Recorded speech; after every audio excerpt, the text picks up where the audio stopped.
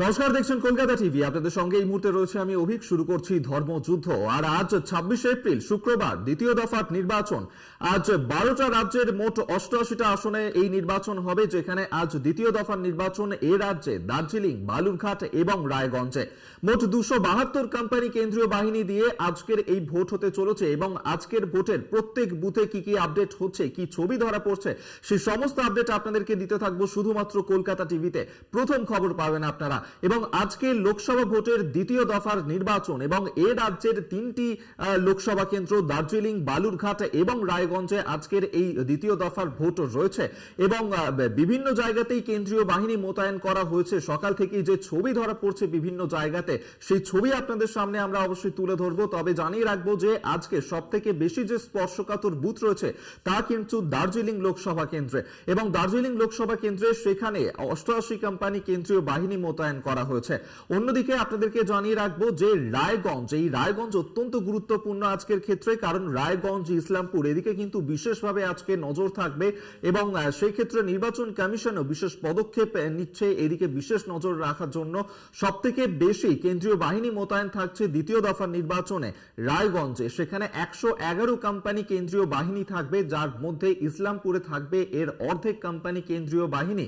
অন্যদিকে বালুরঘাটের ক্ষেত্রে আমরা যদি নজর রাখি, বালুরঘাট অর্থাৎ বিজেপির গড়, সুকান্ত মজুমদারের গড়, যিনি এবারেও সেখানে বিজেপি প্রার্থী, 2019-এ তিনি জিতেছিলেন সেখান থেকে, সেই বালুরঘাটেও আজকে নির্বাচন রয়েছে এবং দ্বিতীয় দফার নির্বাচনে সেখানে মোট 73 কোম্পানি কেন্দ্রীয় বাহিনী মোতায়েন করা হচ্ছে। 12টা রাজ্যের মোট 88 আসনে আজকে এই দ্বিতীয় দফার নির্বাচন রয়েছে এবং সেই ছবি আপনাদের সামনে আমরা তুলে ধরবো বিভিন্ন জায়গা থেকে। আপনাদেরকে জানিয়ে রাখবো যে দার্জিলিং, সেখানে এবারে একদিকে যেমন বিজেপি প্রার্থী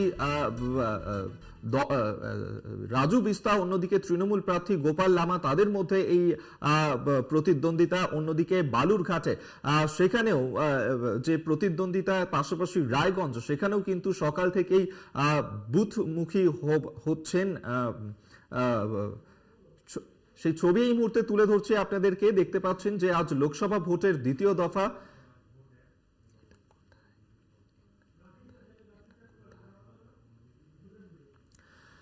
আপনাদেরকে সেই ছবিও এই মুহূর্তে তুলে ধরবো, যেখানে রাজ্যের যে 3টি লোকসভা কেন্দ্র, যেখানে 272 কোম্পানি কেন্দ্রীয় বাহিনী দিয়ে লোকসভা নির্বাচন হচ্ছে, দ্বিতীয় দফার নির্বাচন। এবং অবশ্যই দার্জিলিং, প্রতি বুথে ওয়েবকাস্টিং, দ্বিতীয় দফার যে লোকসভা নির্বাচন কেন্দ্র দার্জিলিং, রায়গঞ্জ, বালুরঘাট এবং স্পর্শকাতর বুথ রয়েছে দার্জিলিং এ 367টি। দার্জিলিং এ সেখানে 88 কোম্পানি কেন্দ্রীয় বাহিনী রয়েছে, রায়গঞ্জে 111 কোম্পানি, বালুরঘাটে 73 কোম্পানি। অন্যদিকে ভোট গ্রহণ কেন্দ্র দার্জিলিং এ 1999, 1730টি রয়েছে রায়গঞ্জে। স্পর্শকাতর বুথের সংখ্যা এই মুহূর্তে আপনাদের সামনে আমরা গ্রাফিক্সের মাধ্যমে তুলে ধরছি। আপনারা সেই ছবি এই মুহূর্তে দেখতে পাচ্ছেন, যেখানে দ্বিতীয় দফার লোকসভা নির্বাচনে মাইক্রো পর্যবেক্ষক। আমরা এই নিয়ে কথা বলবো। এই মুহূর্তে আমাদের সঙ্গে টেলিফোনে রয়েছেন প্রতিনিধি বিনয় শঙ্কর। বিনয়, দার্জিলিং এ আজকে দ্বিতীয় দফার নির্বাচনের দিন এবং সেখানেই লোকসভা নির্বাচন হচ্ছে। সকাল থেকে কি ছবি এই মুহূর্তে ধরা পড়ছে? সব থেকে বেশি স্পর্শকাতর বুথ রয়েছে দার্জিলিং এ। देखिए, सेकंड फेज का दार्जिलिंग में चुनाव होने जा रहा है। अभी 7 बजे से 6:30 से आपका मॉक पोल होके 7 बजे से पूरा वोटिंग प्रक्रिया शुरू होगा। दार्जिलिंग लोकसभा केंद्र में लगभग 14 कैंडिडेट उम्मीदवार रहे हैं, लेकिन 14 कैंडिडेट के बावजूद राज्य शासक दल टीएमसी और केंद्र शासित दल बीजेपी के अंदर ही चुनाव का लड़ाई होने जा रहा है। सभी लोग दोनों ही पार्टी को देख के वोट करने की सोच बनाए है। वही चर्चा में है दार्जिलिंग में अभी तक।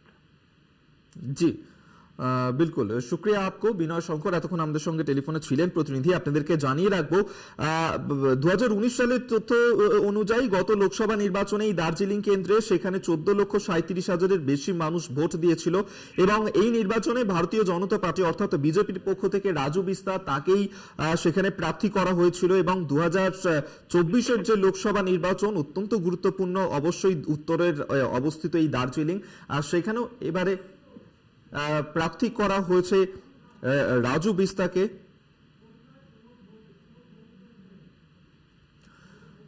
অন্যদিকে যদি বালুরঘাটের দিকেও নজর রাখা যায়, বালুরঘাট যা সুকান্তগড় বলেই পরিচিত এবং বালুরঘাটে সেখানেও আজকে দ্বিতীয় দফার নির্বাচন রয়েছে। সকাল থেকে কি ছবি সেখানে ধরা পড়ছে, কি আবহাওয়া আজ সকাল থেকে, আমরা এই নিয়ে বিস্তারিত জানবো। সুমন ভৌমিক এই মুহূর্তে আমাদের সঙ্গে টেলিফোনে রয়েছেন প্রতিনিধি।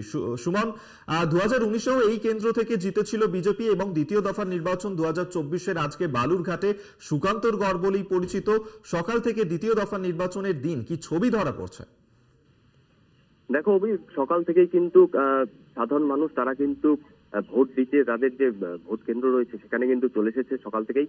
তার এখন বেলা বাড়তেই কিন্তু যে রোদ গরম, সেই রোদ গরমকে মাথায় রেখে সাধারণ মানুষ কিন্তু সকাল থেকেই ভোট কেন্দ্রে ভোট দিতে পৌঁছে গেছেন।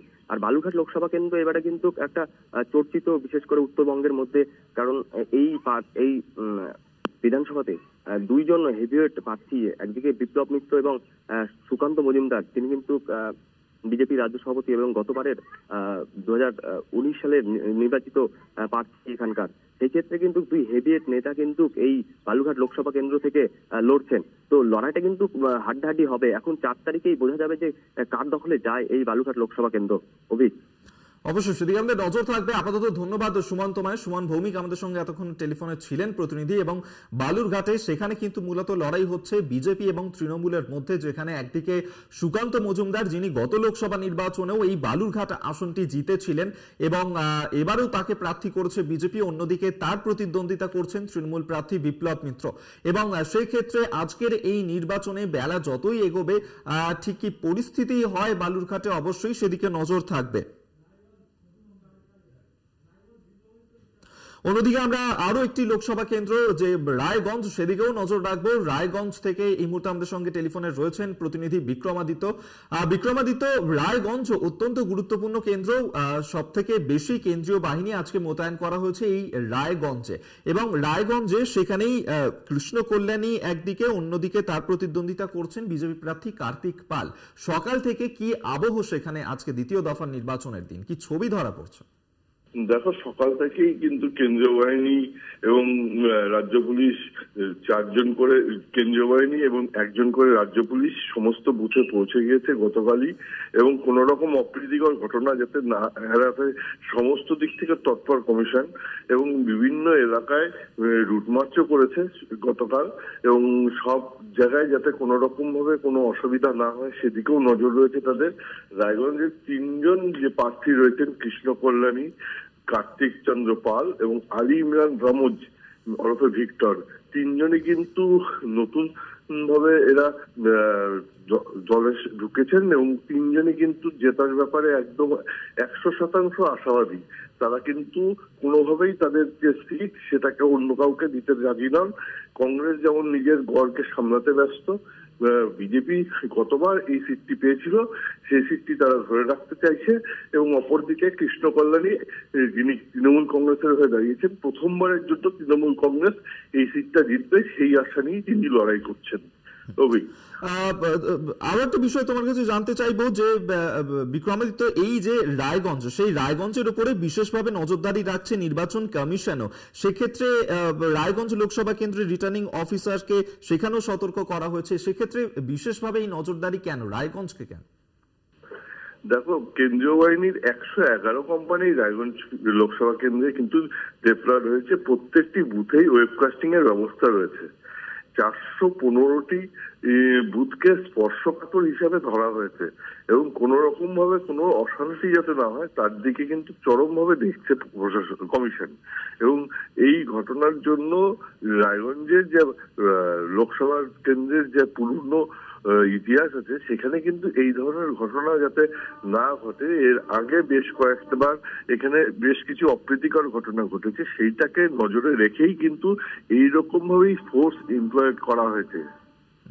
বেশ, ধন্যবাদ তোমায়। অবশ্যই এদিকে আমাদের নজর থাকবে। বিক্রমাদিত্য বিশ্বাস এতক্ষণ আমাদের সঙ্গে টেলিফোনে ছিলেন প্রতিনিধি।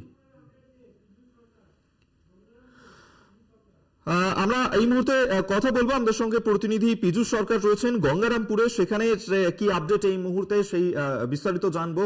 পীযূষ, দেখো, এই মুহূর্তে কিন্তু প্রায় বলা চলে যে ভোট শুরু হয়নি, কারণ ভোট তো 7টা থেকে রয়েছে, কিন্তু তার আগে কিন্তু প্রত্যেকটি বুথের সামনে কিন্তু লম্বা লাইন। তাই বলা চলে যে ভোট শুরু হওয়ার আগেই মানুষের যে উদ্দীপনা, ভোট দেওয়ার যে উদ্দীপনা, তা কিন্তু ইতিমধ্যে লক্ষ্য করা যাচ্ছে এবং প্রত্যেকটি ভোট কেন্দ্রের সামনে কিন্তু লম্বা লাইন কিন্তু ইতিমধ্যে আমরা লক্ষ্য করছি। পাশাপাশি মানুষের যে ভোট দেওয়ার আগ্রহ, তা কিন্তু ইতিমধ্যেই দেখা যাচ্ছে। পীযূষ, এই গঙ্গারামপুর সেই ক্ষেত্রে কেন্দ্রীয় বাহিনীও মোতায়েন করা হয়েছে সকাল থেকে, কি এখনো পর্যন্ত কি ছবি ধরা পড়ছে সেখানে মূলত কার কার মধ্যে লড়াই? কি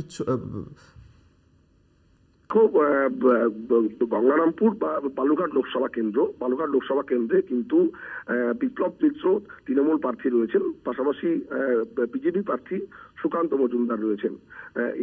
এই পাশাপাশি বাম প্রার্থী যিনি রয়েছেন, তার চেয়ে গুরুত্বপূর্ণ যে বিজেপি প্রার্থী যিনি রয়েছেন তিনি রাজ্য সভাপতি সুকান্ত মজুমদার।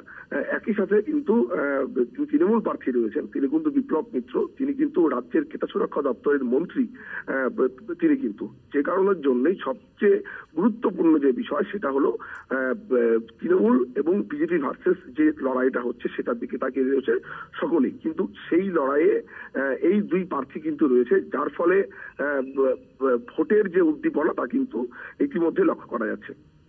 বেশ, ধন্যবাদ তোমায় পীযূষ সরকার আমাদের সঙ্গে টেলিফোনে ছিলেন প্রতিনিধি। আপনাদেরকে জানিয়ে রাখবো আজকে দ্বিতীয় দফার নির্বাচন হতে চলেছে। একদিকে দার্জিলিং, রায়গঞ্জ, বালুরঘাট। আমরা যদি বালুরঘাটের দিকে নজর রাখি, সেখানে 1977 থেকে টানা 10 বার বাম শরিক আরএসপির দখলে ছিল এই লোকসভা কেন্দ্রটি। রাজ্যে ক্ষমতার পালা বদলের পরে 2014 সেখানে তৃণমূল প্রার্থী অর্পিতা ঘোষ জিতেছিলেন এবং 2019-এ তাকে হারিয়ে সেখানে জয়লাভ করেন বিজেপি প্রার্থী সুকান্ত মজুমদার। পরে যিনি রাজ্য বিজেপির সভাপতিও হন এবং 2021-এর বিধানসভা নির্বাচনেও এই লোকসভা কেন্দ্রের অন্তর্গত ইটাহার, কুশমান্ডি, কুমারগঞ্জ এবং হরিরামপুর আসনে তৃণমূল জিতেছিল এবং বিজেপি জিতেছিল শুধুমাত্র বালুরঘাট, তপন এবং গঙ্গারামপুরে। এবং আজকের এই দ্বিতীয় দফার লোকসভা নির্বাচনে বালুরঘাটে আজকে কি ছবি ধরা পড়ে সারাদিন, অবশ্যই সেই সমস্ত খবরের আপডেট তো আপনাদেরকে দিয়ে রাখবো। তবে আরো একটি গুরুত্বপূর্ণ লোকসভা কেন্দ্র রায়গঞ্জ, সেখানকার দিকে যদি নজর রাখা যায়, বাম জামানাতে কিন্তু 2 দফায় 6 বার এই আসনটা জিতেছিল কংগ্রেস এবং তৃণমূলের শাসনে 2014-র কংগ্রেসের দীপা দাসমুন্সী, তাকে হারিয়ে সেই সময় জয়ী হয়েছিলেন সিপিএম প্রার্থী মোহাম্মদ সেলিম এবং 2019-এ মোহাম্মদ সেলিমকে তৃতীয় স্থানে ঠেলে জয়ী হয়েছিলেন বিজেপির প্রার্থী দেবশ্রী চৌধুরী। 2021-এ এই লোকসভার অন্তর্গত ইসলামপুর, গোয়ালপুকুর, চাকুলিয়া, করণদিঘি এবং হেমতাবাদে জয়ী হয়েছিল তৃণমূল।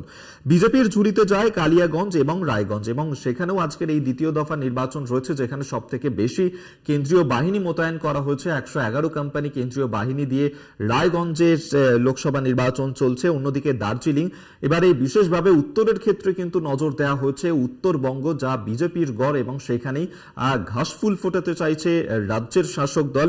সেই ক্ষেত্রে এই দার্জিলিং এ বাম জামানাতেও বাংলার একমাত্র পাহাড়ি লোকসভা আসন, বারবার সেখানে আমরা রং বদলের ছবি দেখতে পেয়েছি। সিপিএম কে হারিয়ে কখনো নির্দল, কখনো কংগ্রেস, কখনো জিএনএলএফ, কখনো বিজেপি প্রার্থী সেখানে জিতেছেন। তবে গত 1.5 দশকে 3টি লোকসভা ভোটে এই কেন্দ্রে জয়ী হয়েছিলেন বিজেপির 3 জন প্রার্থী।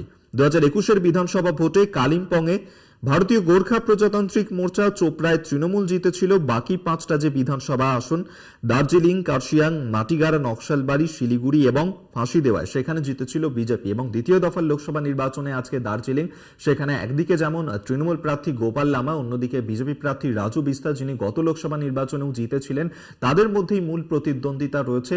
এবং সেক্ষেত্রে আজকের কিন্তু এই 3টি আসনে সেখানে নির্বাচন রয়েছে। সেক্ষেত্রে সারাদিন কি আপডেট হয় অবশ্যই আপনাদেরকে দিতে থাকবো আমরা।